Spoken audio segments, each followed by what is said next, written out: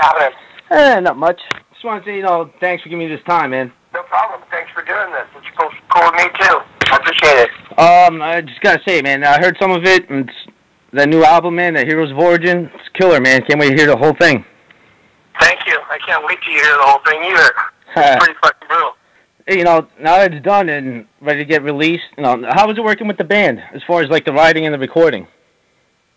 Writing and recording is great. The writing is done by Costa and myself. He writes all the music. I mean, he tells my sons what to play. He tells Miguel what to play, although they're all great players. He's just, in his mind, he writes and arranges basically all of the music, and then they hand it to me, and then I take it and I title it and write sick fucking lyrics to it, and that's what I do. Basically how that's done. So before we got into the studio, I'm like a football coach, man. I'm in there hammering those guys. We're in there every single day playing that album 3 times through every day, all the way through, and there's no stopping. It plays through like a record so that when we get in the studio, you're ready. Your muscles are ready. You're ready for the playbooks ready. It's there, set up for you, and you know what to do. So there's no wasted time.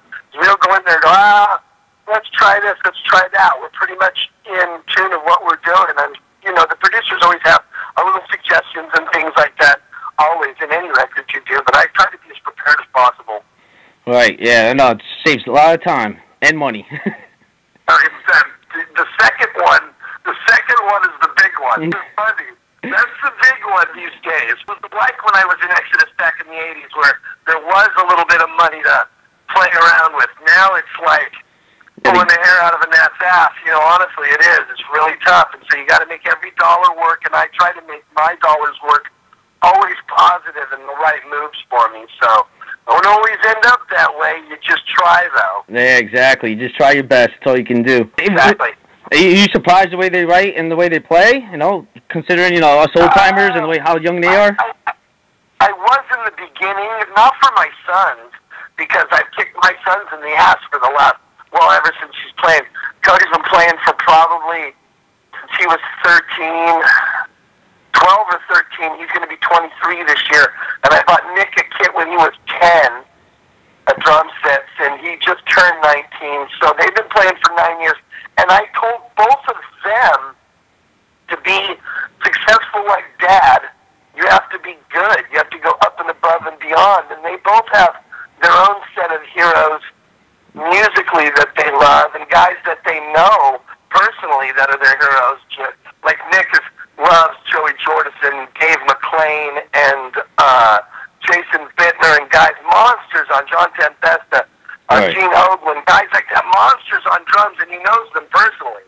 So it's a great motivation going, you see those guys, see how good they be? That's the criteria right there, son, So, and then with the guitar players, it surprised me at first, but now Costa's as well-schooled thrash guitar player, I think, as I could put him next to, anybody that I've played with in the past. I mean, he's like Gary, he's like Eric, he's like Alex.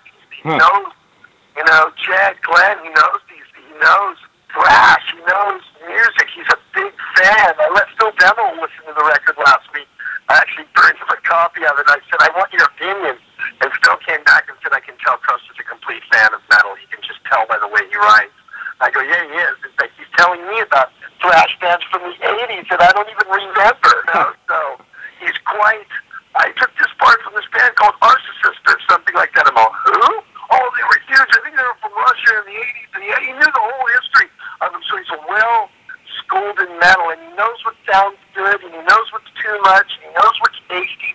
And it's like, honestly, it's like working with Gary Holt. I really trust this guy's musical direction and what he writes and what his changes are and his dynamics. And so it's great and honestly easy to write lyrics on. People ask me, what do you think his playing them all? Man, he's easy to write. He's like writing like Gary writes or like Eric Peterson writes. I could write over that stuff for days and years, so very easily with Costa myself. It's good that he's knowledgeable in it, It's like, especially, this day and age, most people don't remember history.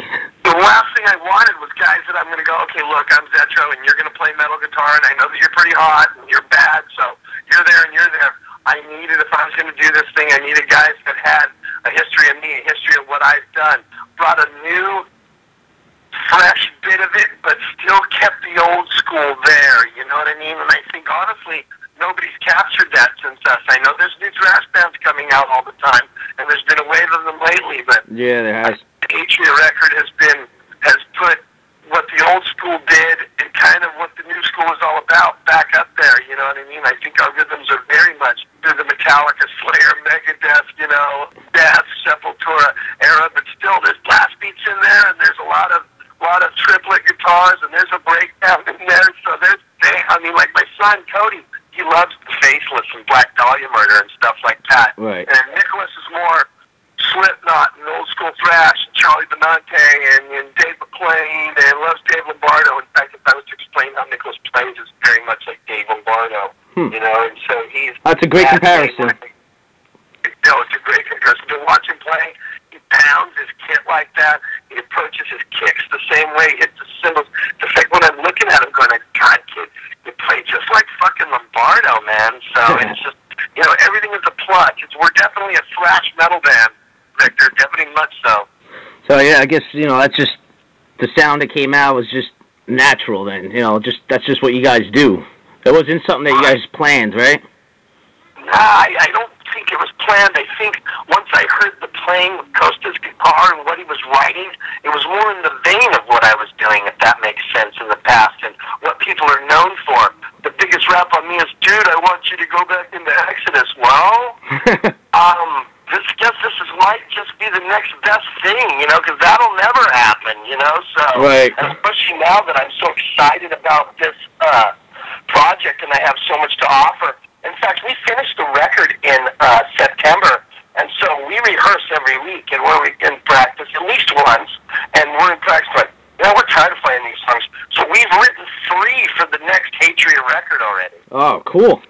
It out till Friday, and we've already got 3 for the next one. So I don't have any plans on any side things. Dublin Death Patrol is completely over. I do a club thing called AC/DC, where I just play AC/DC songs in the clubs with a bunch of guys that like nail AC/DC. I've got a guitar player that Angus, but other than that, I don't do any other musical things. You know what I mean? I'm gonna throw I'm not gonna do anything. Hatriot is my focus. Hatriot is my band. You're gonna see us on tour for Heroes of Origin. After Heroes starts to, trade off, we're gonna be back in the studio recording the new Hatriot record, so we can be back out. It's going to be no 2-3 year hiatus is waiting for us.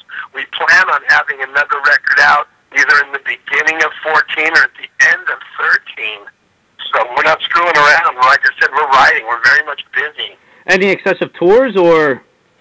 We're talking to people right now. There are a few. I want to do this right. I want to go down this with a band with 3 crappy bands that are just kind of, it's okay, and then, but I really want to see Hatriot. I really want to take us out with a package of things that people want to see. If it looks like that can't happen, then I'll definitely have to look at my options. But I think my reputation and the record's really strong. I think I got a lot of good friends in the business that'll want to take it out. We'll see what's going to happen. Nothing right off the bat. Again, the record drops online Friday, and then in the stores February 12th. So it's going to be, in the next probably 30 to 60 days we'll know more. We've been given a few offers, and there's a few offers for Europe, and we have to see how those are going to pan out. And I can't really say, because if they didn't go through, it'd make me sound like I'm just trying to name drop, and I don't want to do that. Right. But they would be the bands you've heard of, and they would be really good, probably big crowded things, and it would fit us definitely well. What are your thoughts about the current metal scene right now? Metal's always going to be metal.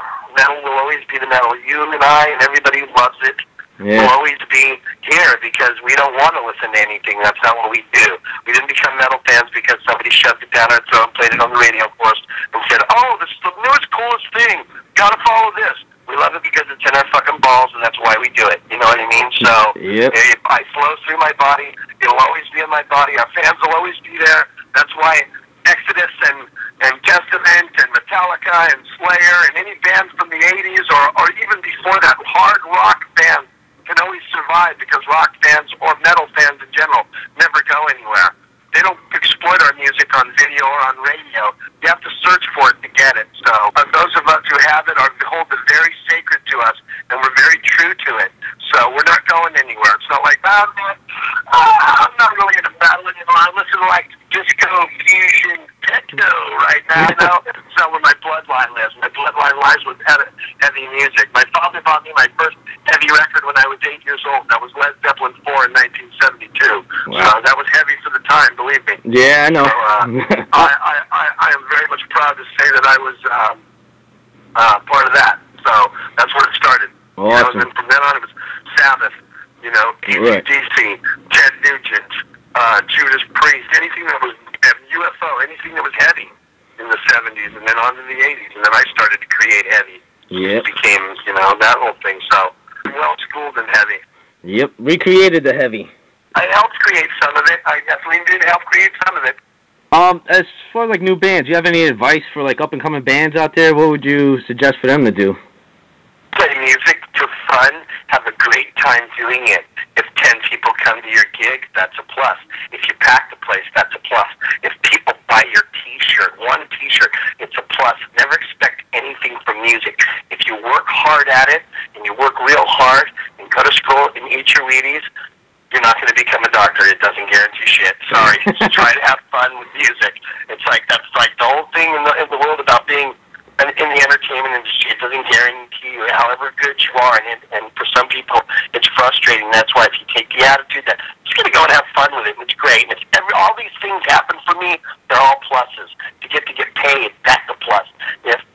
If you're doing an interview across the United States with the guy about your music over a 30-year period, that's a plus, Val. That is all a plus. You understand? So don't take it for granted. Have fun with music and hope things happen. And if they don't, just be the love and be the fan that got you where you were. That's why you played it in the first place. That's what true. I say. True words, man. True words. So, any New Year's resolutions for you? I don't really do that. I keep myself pretty in line. I keep fit. After this interview, I got to go do 3 miles because I do 3 miles a day. I haven't drunk and haven't alcohol in years. My New Year's resolution is to smoke more pot. That's all I do. I just keep myself pretty much. Music is my number one thing. Making Hatriot, back up there where I was with all the rest of the bands that I've done in the past is my focus. So I don't know if that's necessarily a resolution, but something to do that's got us all very much excited. We're actually playing the NAMM show next weekend.